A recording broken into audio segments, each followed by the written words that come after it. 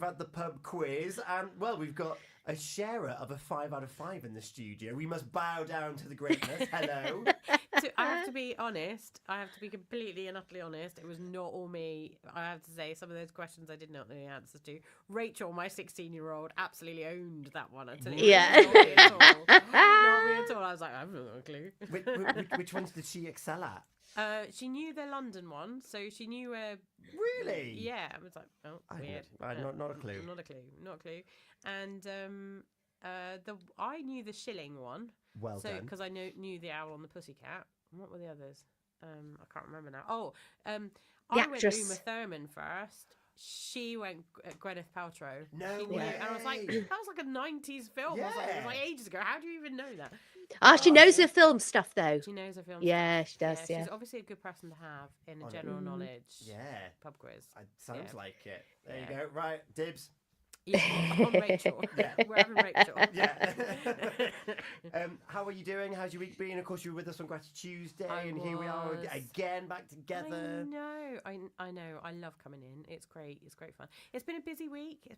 But it's always good fun. But Father Neil's off this week, so I feel like my other half is missing. I know. Like, what's going on? He's gone. He's not here. He's on Hollybobs this week. Hollybobs. Hollybobs. But under the weather Hollybobs. Yeah, he's not very well either. Aww. No. I am going to message him this morning and say, really, realistically, you've been poorly on your week off, so you should take a week off. Another week off. Well. Yeah. You should take another week off. I like the sound of that. I'm pretty sure the Archdeacon would say the same. Like you took a week off to be on holiday. Rest. Yeah. And you've been ill a week, so take another week off. I'm sure the Archdeacon would say that. Well, we'll find out. One thing that I do also like is that even though he is off and relaxing, he has sent you an email. He has sent me an email, which I was told quite categorically I was not to open until I was in the studio this morning. Amazing. I have quickly scanned it, though, to make sure that there's nothing in there we shouldn't be saying on the radio. Thank goodness. Because it is Thursday morning. It's now 10 minutes past 8 o'clock. It's time for our confessions. Should we have a little boogie? Yes, please. Here we go. These are my confessions. These are my confessions. These are my confessions. Here we go. Okay, ready. I'm not. Am I going to live up to Father Neil and his confessions? That's the thing. Dear Council of the G&T Breakfast Show and Alive and Kicking, I moved to Pembrokeshire in 2017 to take up a job straight out of university in an office environment for a large company. I found that working in the office was actually something that moved to Pembrokeshire. Oh, hang on a minute. He's got that down twice. Environment for a large company. I found that working in the office was actually something that I really enjoyed. I made a lot of good friends, and in particular, my immediate line manager was a wonderful woman, just 2 years older than me. Oh. Fast forward to early 2020, and during lockdown, we were all working from home. While they say that absence makes the heart grow fonder, and during COVID, my manager and I fell in love, and 2 years ago, we got married. Ah. 3 months ago, we had a beautiful child, and my wife, who's an amazing mum, is currently on maternity leave. And so I am in the position of acting up in her role at the moment. One of the only drawbacks of working in the office is that somehow we never seem to have any pens around. We regularly have reps visit, and they leave us with 5 or 6 brightly coloured plastic pens with the logos of their particular companies on them. And yet, seemingly within 24 hours, they disappear. Imagine my surprise when last week I had reason for the first time to open the bottom drawer on one side of my wife's desk, and there found over 100 different pens of various colours that she must have been hoarding for a considerable period of time. I don't know why she has done it, as when we have complained about there always being no pens in the office, she's joined in with the moaning. What should I do? Do I speak to my wife? Do I tell my co-workers? Or do I just keep quiet about everything? Please help me. I'm in a real pickle. I love this so much. Oh, right. So, company. What department were they working again? Did we get that It didn't say information? that- It didn't say, but they often a lovely romance blossoming Yes, from the beautiful. workplace. Usually a bit risky, but it paid off. It paid off, and there's a baby now as well. How exciting! Very congratulations if you're listening. I thought the confession was going to be I only got with her for a promotion, and then that would have been really awkward. Yeah, I thought I was going to take the job. Oh my goodness. And they always run out of pens. And everyone joins in on the moan Everyone around joins the in. breakfast table saying, oh, there's no pens anywhere. Yeah, And then lo and behold, maternity leave kicks off and he's in the desk. yeah, and they're all in his wife's. desk. Yes, Just but I've got a my- theory on this. Okay. Go on, Now then, Angie. lots of offices, they have cleaning companies or their own cleaner that would come in and prepare the office for the following day or a couple of times a week. And they're probably tidying up, clearing all the desks and thinking, the person then is in charge of the environment, the manager. I shall put all the pens in the drawer away. And then when people are looking for pens, they can come out of the drawer and she can distribute. Okay. That's what I'm thinking. I'm thinking Okay. that the cleaners have tidied and put them there And, and not told actually- anybody. and And not not- told anybody. And and actually, not she's even her. unaware that, yes.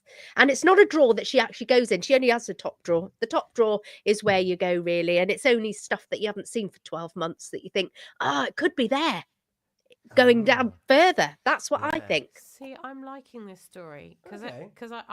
I'm liking the sound of that because that's the sort of thing I would do. Mm. Yeah, I would tidy up, stick something in a drawer, and then 6 months later, literally 6 months later, my husband or my children will go, "Have you seen?" And I will go, "No, I haven't seen it," No. and quite honestly, have forgotten I put it in that drawer 6 months ago, Yeah. as you would, yeah. Well, every household Makes has sense. every household has a things drawer. Oh, I might need Oh. that nut and bolt. I'll put it in the thing. It'll go in there. Yeah. Father Neil's in. Very unlikely to be the cleaner theory. Oh. I have two theories. First theory, a little bit innocent. If there's like a salesy kind of department, it's basically the equivalent of a business card. So if she starts distributing Yeah. those pens out and then she loses them, she loses that rep's contact details. Oh, what company was that? Oh, the one with the orange pen. Oh, let's get them back in because they did the good, whatever it might be. So it's like a weird kind of Rolodex. Okay. Yeah, that's my theory. That's theory number one. You're using words like Rolodex. You do realise that you and I are very old. Oh, I and know. the rest of the world have no idea what you're talking about. I know. An address book, if you will. And I'm older than you. I know. I love the sound of it. Rolodex. Oh my word, you're so old. I know, I love it. My second theory. Okay. She had- Neil's second theory. What? Neil's second. No, this is my. Oh, no, this is your my theory. second theory. This Okay. person was in a management role ahead of the person that's come forward to confess and doesn't know what to do. Yeah. Nothing galvanizes a team Yeah. than having a single point of hatred. And what better thing to hate than an innocuous pen than the manager themselves? So if you take away the pens, they're moaning about the pen, not about the management. Just throwing it out as a theory. Just throwing it out as a theory. It's a management technique. Yes. It's leadership skills 101. Yeah, leadership. Ooh. Yeah. Take away the pen. Take away the pen, and then that way they've got a unified point of hatred, It reminds me of that joke. which is How do you stop a mole digging up the garden? I take don't- I take don't. away the spade. that's the one. We already have an answer in. Okay. Helen Dyer has been in touch. Okay. I don't forgive the wife. Pens are like gold dust and need to be shared. Work is hard enough without a good pen. I I feel your pain, Helen. I really do feel your pain. Father Neil. I think that she's a pen-hoarding psychopath a la Dexter and told him not to mention to anyone in case it precipitates a bloodbath. My pens. My pens. Yeah. Precious. Well, Gina, your thoughts? Are you sticking with your cleaner and blaming it on someone else completely entirely trying to do a good job? Well, I do have another theory. You know, they say that. More So, theories. yeah. So, who'd have thought it for a simple pen, eh? So these companies are bringing these pens, and do you know that if you've got a PWR pen, it is not to be used? Oh no, I'm not using that because this is very special. In years to come, that pen will be worth something. You think they're collector items? Yes, items. that's 'Cause the another company- thing. Because these companies might fold, and then you're like, I've got one of the only remaining ones from Toilet Rolls R Us. Yes, there you go. And I think that could be. She's looking into the future. She's thinking, right, I've got my So, nest egg here in the The bottom ne- drawer. The bottom drawer is her nest egg. Yes. It's where she's got her fortune. Yeah. And it needs to go. It's gonna be like an episode of Only Fools and Horses. Yeah. Look at this. This is how we retire, Rodney.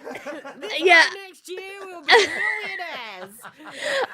I've got a little challenge just come into my head now. I'm thinking if you're sat at your office desk right now, or go and have a Yeah. little look in your bottom drawer. What is there? Is there something you've stored?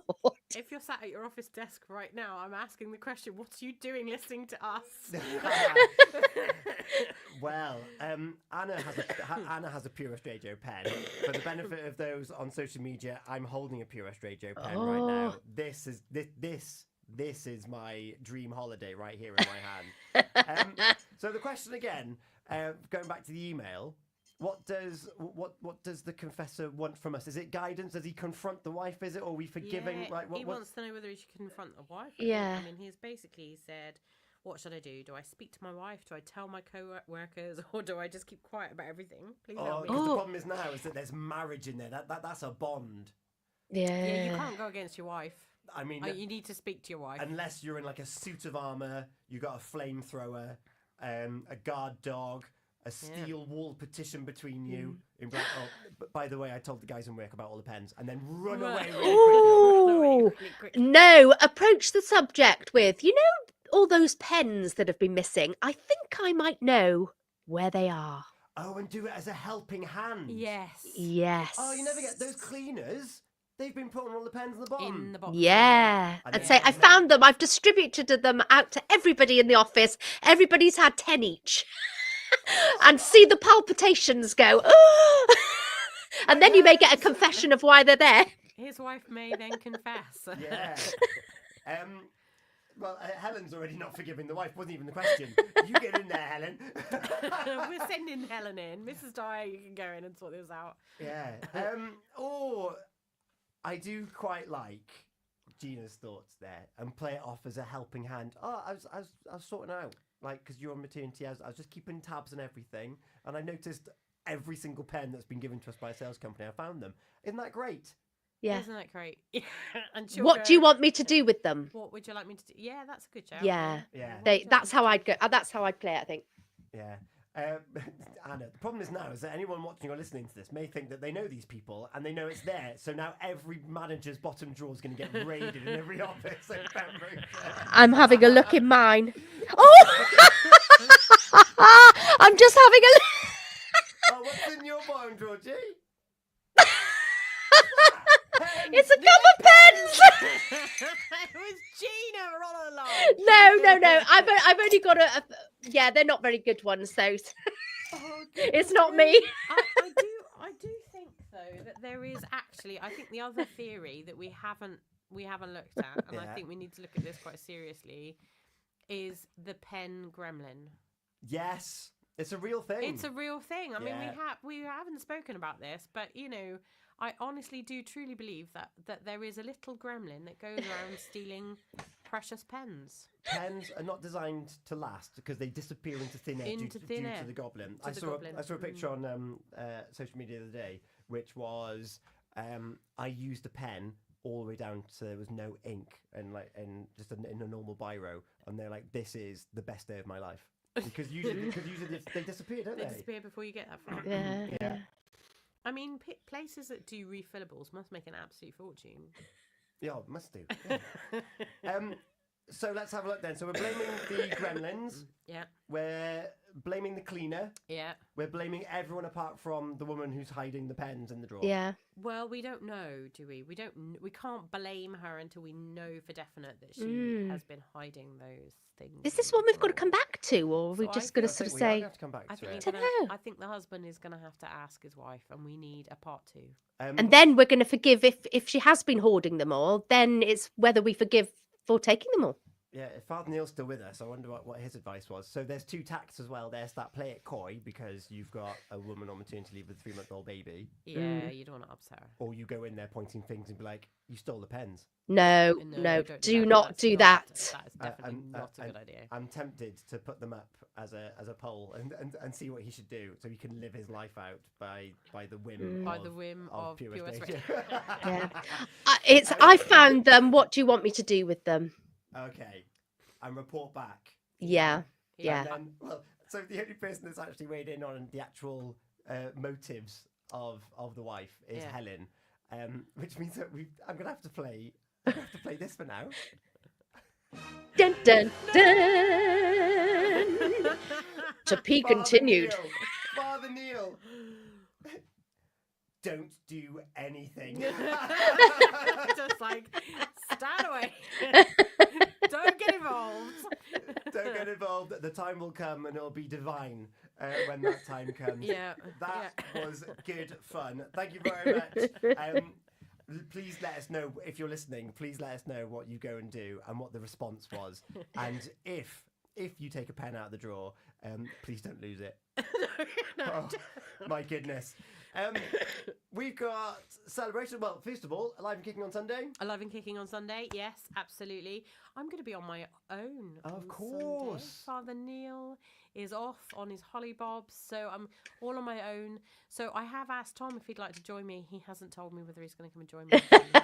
I'll have to wait and see. I'll wait and see on a Sunday morning. You know, time is precious. Time is precious on Yeah. a Sunday morning. Love that. It'll be a great show, regardless of the outcome of that. Gina, we've got. We're going to be whooping and cheering in a minute. Yes, ready for our celebrations. They Ooh, are lovely. on the way. Who is celebrating across Pembrokeshire today? Stay with us to find out. It's 25 minutes past 8 o'clock here on Pure West Radio. Bit of Britney Spears on the way with "You Drive Me Crazy" because I can't find my any pens. pens. It's time for Blind a Date at 30.